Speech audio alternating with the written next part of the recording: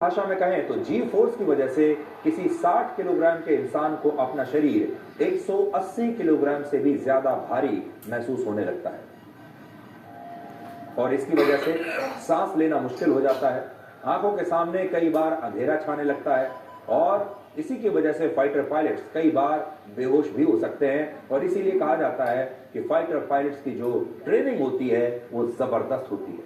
Fighter pilot अगर आपको बनना है तो पहली चीज तो यह है कि आपका शक्तिशाली शरीर होना चाहिए और दूसरा आपका जो स्किल सेट है उस विमान को उड़ाने के लिए वो कला आपके पास होनी चाहिए। और इस जी फोर्स से बचने के लिए फाइटर पायलट्स अपने शरीर पर एक खास तरह का जी सूट पहनते हैं। आपने देखा होगा कि जब भी पायलट्स अपनी फ्लाइट पर जाते हैं या आज राष्ट्रपति द्रौपदी मुर्मू ने भी जो एक विशेष प्रकार का जी सूट पहना हुआ था वो इसीलिए है ताकि ये जो जी फोर्स है इससे आपके शरीर को बचाया जा सके।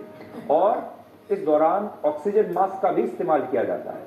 आसमान में 15,000 फीट या उससे ज्यादा ऊंचाई पर हवा में ऑक्सीजन की मात्रा बहुत कम हो जाती है और 700 किलोमीटर प्रति घंटे या उससे तेज रफ्तार पर उड़ान के दौरान दिशा का अंदाजा लगाना भी कई बार एक आम इंसान के लिए मुश्किल हो जाता है, जिससे आम लोगों को बहुत घबराहट हो सकती है। हालांकि फाइटर पायलट्स को इसकी आदत हो जाती है। फाइटर जेट में उड़ान भरने से पहले हर पायलट और अगर कोई आम व्यक्ति जा रहा है, कोई सिविलियन जा रहा है तो उसकी तो और भी ज्यादा गहन मेडिकल जांच की जाती है।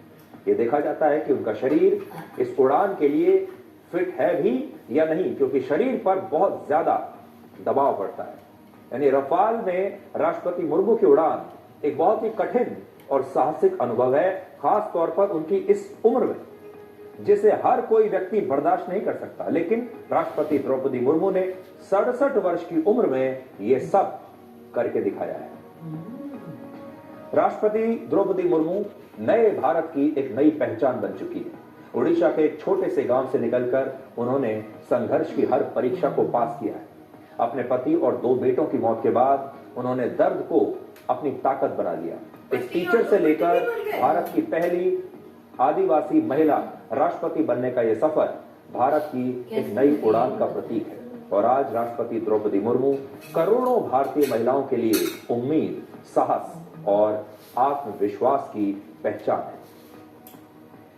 आपने शायद कभी पाकिस्तान के किसी सिविलियन राष्ट्रपति को इस तरह से अपने फाइटर जेट में उड़ान भरते हुए नहीं देखा होगा, क्योंकि दुनिया के ज्यादातर देशों में राष्ट्रपति सिर्फ राजनीतिक भूमिका निभाते हैं। वो आदेश और भाषण तो देते हैं लेकिन फाइटर जेट्स में फ्लाई नहीं करते और 67 वर्ष की उम्र में तो शायद कोई भी राष्ट्रपति शायद उड़ान नहीं भरेगा।